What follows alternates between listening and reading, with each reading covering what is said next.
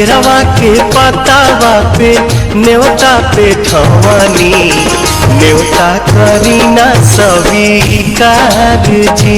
हाँ लिहिनाया रख मोर आदित्य गोसाइया परती के सुन ली पुकार जी।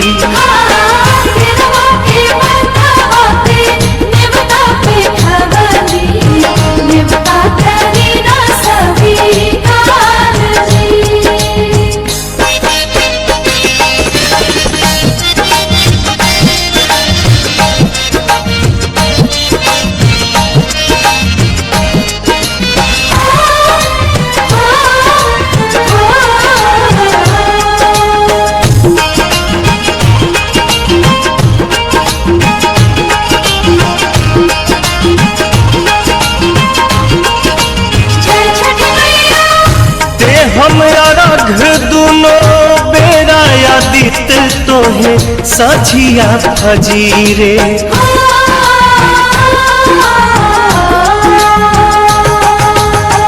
दूसरा रघ देके मानव आशीष आके गंगा के तीरे। दिन के सहैया रौवे रोग हरैया जी रौवे से जग में जोर जी। हाँ केरवा के पतावा पे न्योता पे ठवानी न्योता करीना स्वीकार जी।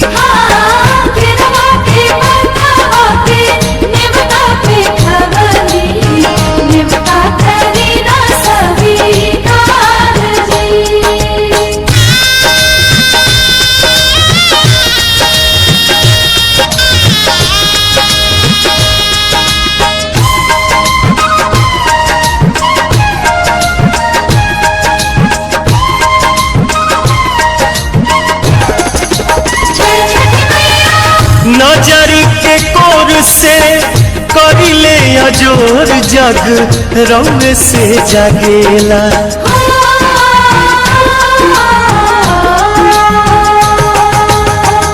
रौवे से रात होला रौवे से दिन काल चक्र चलेला। हर साल करब बरत आई छठी घटिया हमनी पकड़ब उपकार जी। हाँ लिहिनाया रघ मोर आदित्य गोसाइया परती के सुन ली पुकार जी।